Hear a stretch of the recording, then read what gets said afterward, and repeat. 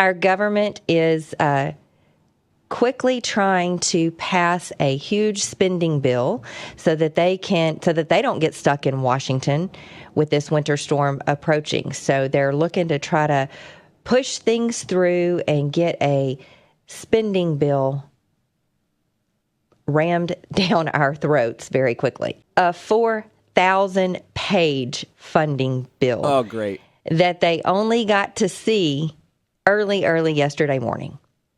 A $1.7 trillion spending bill. And I told you yesterday what some of the things were that they were going to spend more money on. $858 billion on defense, $45 billion on Ukraine, $41 billion on natural disaster recovery. And here's a little hidden gem that I found. Guess what else is in the bill? This will be interesting to those of you who have listened for a while. You know, you often hear us talking about getting money out of qualified accounts. So a qualified account is an account that qualifies for special tax treatment because the government says so. So the government created 401k accounts, IRA accounts, both traditional and Roth, and they set the rules about how much money you can put in, when you pay the taxes on them, when you have to take money out, and all of those things. So Dan always used to say, whatever the government controls, they think that they own. So they are on the verge of including this in this bill that's probably going to get passed to help you get more money into retirement accounts and leave it there longer. That's odd. Why would a government who is spending almost $6 trillion a year more than what they're bringing in tax revenue want to delay that revenue any longer?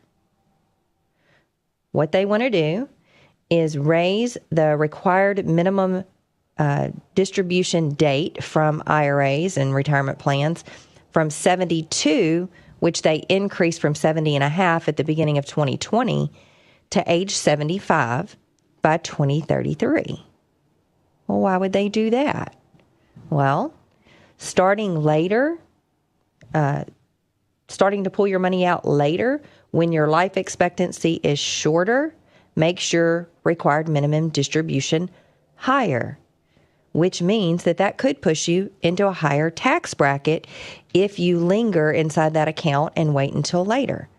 It could also mean that tax rates are going to be higher later. I believe that to be true.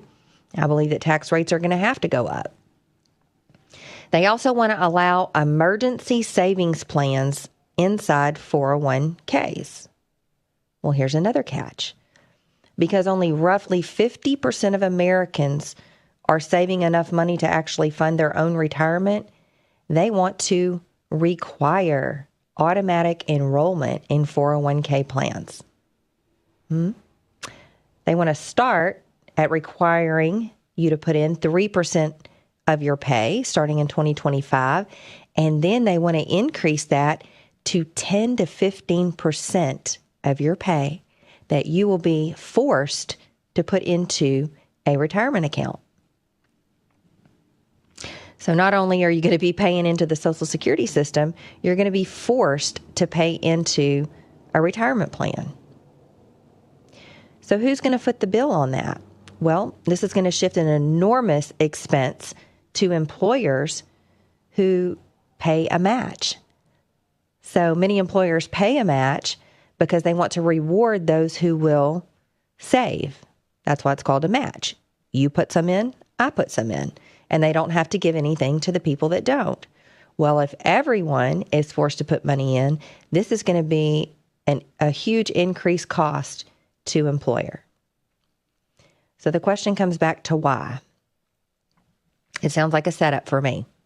You know, Dan used to always talk on many, many occasions about the quote-unquote discussions that were happening on Capitol Hill during the Obama administration about what would happen if the government took control of all of the money in retirement plans and in return gave people a lifetime income stream in exchange for their balance. Annuitize means that you get income for life in exchange for the balance of your account. Well, what happens if you don't live long enough to get to your life expectancy to get all of the money out of your account? Well, it belongs to the person who gave the entity that gave the guarantee of that lifetime income. That makes the government the beneficiary of your IRA. So do you know how much money is transferred each year because people die with more money in their retirement accounts than they spend? Well, I don't either because I couldn't find that number. But at the end of 2021, there were almost $25 trillion held in retirement plans. That's a pretty impressive piggy bank that the government has their eye on, no doubt. Most of that money is in IRAs, almost $14 trillion. You know, that number has increased since 1995. In 1995, it was only $3 trillion. Now we're at $25 trillion. So remember, whatever the government controls, they think that they own. So I'm going to warn you, don't fall into that trap. Make sure that you're not putting all of your liquid net worth into retirement accounts, because those rules are controlled by the government. And I say it all the time, and this is just more proof that they can and they will change those requirements.